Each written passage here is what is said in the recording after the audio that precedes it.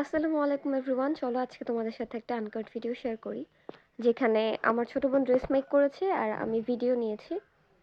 যারা শখের কারণে সেলাই মেশিন কিনতে চাও, ভাবো সেলাই মেশিন চালানো খুবই কঠিন, আমি তোমাদেরকে বলি বিশ্বাস করো, সেলাই মেশিন চালানো খুবই ইজি। একটা 10 বছরের মেয়ে বাবুও যদি চায় সেলাই মেশিন ইউজ করতে পারে, ইভেন ছেলে বাবুও যদি ইচ্ছে থাকে। আমি যখন সেলাই মেশিন এনেছিলাম আমার কাছে খুব কঠিন মনে হতো, মানে আমি প্যাডেল দিতেই পারতাম না। আমার হাজবেন্ড আমার জন্য এটা ইজি করে দিয়েছিল, যেহেতু আমার খালা শাশুড়ি খুবই ভালো টেলারিং এর কাজ পারে, তার বাসায় সেলাই মেশিন ছিল। তো আমার হাজবেন্ড দেখে দেখে শিখেছে, বা মাঝে মধ্যে হয়তো মেশিনে বসে দুষ্টামি করতো। তো তার কাছে খুব ইজি ছিল। আর নতুন অবস্থায় তোমরা জানো মেশিনটা খুব পরিমাণে টাইট থাকে, ঘোরাতে কষ্ট হয়। তো তেল দিয়ে এটাকে যদি সপ্তাহখানেক কন্টিনিউ করা হয় এটা খুবই ইজি হয়ে যায়। এই যে প্রথমে পায়জামা এঁকে নেওয়া হয়েছে, পায়জামার মাপ সহ ডিটেলস তোমাদেরকে বলবো না, তোমরা কেউ যদি চাও জানতে যে সেলাই কাজ শিখিনি, আমি কিন্তু শিখিনি, আমি ইউটিউব থেকে শিখেছি।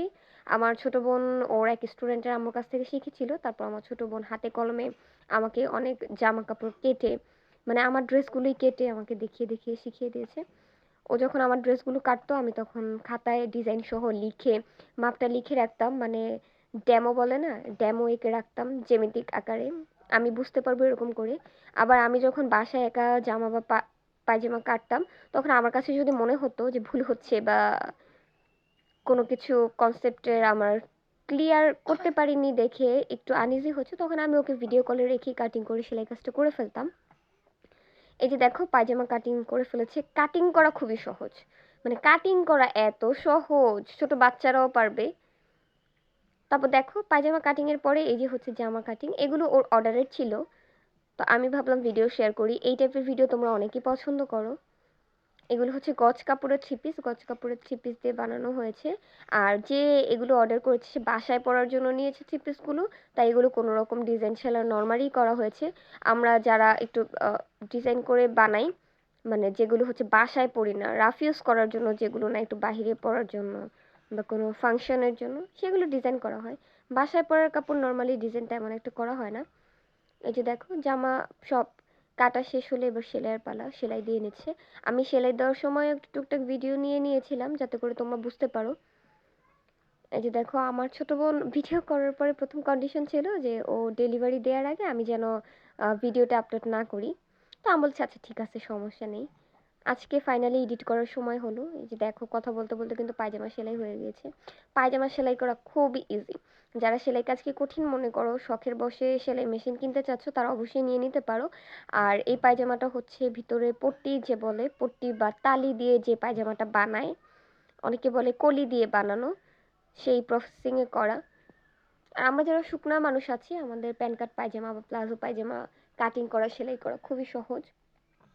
যারা সেলাইয়ের সহজ জানো না তারা কিন্তু ইউটিউব দেখে খুব সহজেই শিখে ফেলতে পারো। বর্তমানে ইউটিউবে এত সুন্দর সুন্দর ভিডিও পাওয়া যায় যেখানে এত সুন্দর করে শেখায়।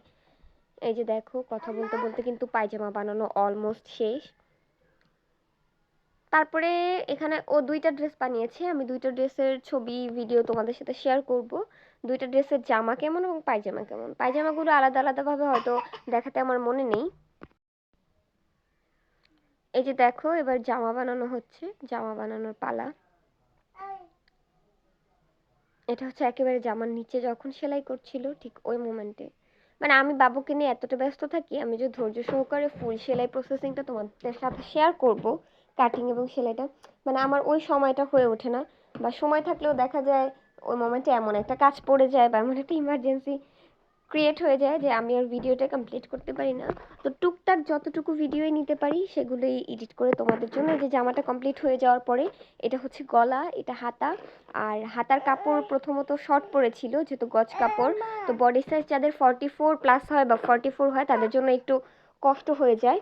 এজন্য দেখো আলাদা জামার কাপড় এনে, মানে আলাদা কাপড় এনে গজ কাপড় এনে হাতাটা দেওয়া হয়েছে পায়জামার কালারের সাথে মিলিয়ে, এবং জামার কাপড় থেকে হাতার নিচে মোটা করে একটা পাইপিং এর মতো দেওয়া হয়েছে, যেটা লেসের মতো দেখাচ্ছে বা লেসের মতো কাজ করছে। এই যে দেখো জামা কিন্তু কমপ্লিট হয়ে গিয়েছে, এটা হচ্ছে ফাইনাল লুক। কেমন লাগলো অবশ্যই কমেন্ট করে জানাবে।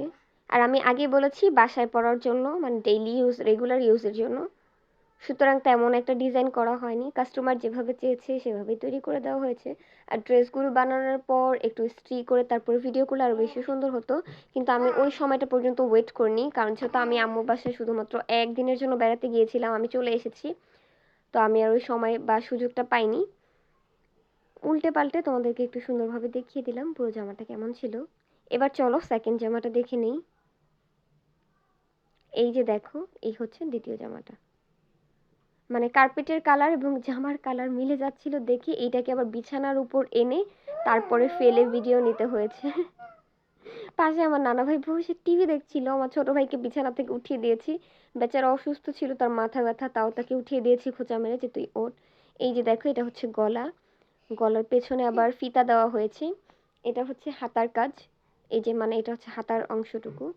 এই জামার ছাপাটা এত বেশি সুন্দর ছিল, এটা আমার ভালো লেগেছে। তো তোমাদের কার কাছে কোন জামাটা ভালো লেগেছে সেটা অবশ্যই কমেন্ট করে জানাও। সবাই ভালো থাকো, এবং এরকম ভিডিও যদি পেতে চাও, এরকম ভিডিও আরও পেতে চাইলে আমাদের পেজটি ফলো করে সাথেই থাকো। আর এবার চলো দেখিয়ে দেই পায়জামাটা কেমন ছিল। এই যে দেখো, এই হচ্ছে পায়জামা। আর আমি আগেই বলে রাখি, আমাদের ঘর যেখানে করা হয়েছে সেখানে খুব ডিপ পুকুর ছিল। এই কারণে ঘর করার কয়েক বছরের মধ্যেই ঘরের মেঝে ফেটে গিয়েছিল। তো মানে ফ্লোরটা ফাটা দেখে অনেকে অনেক নেগেটিভ কথা বলে। সো প্লিজ এগুলো নিজেদের কাছে রাখো। That's all for today.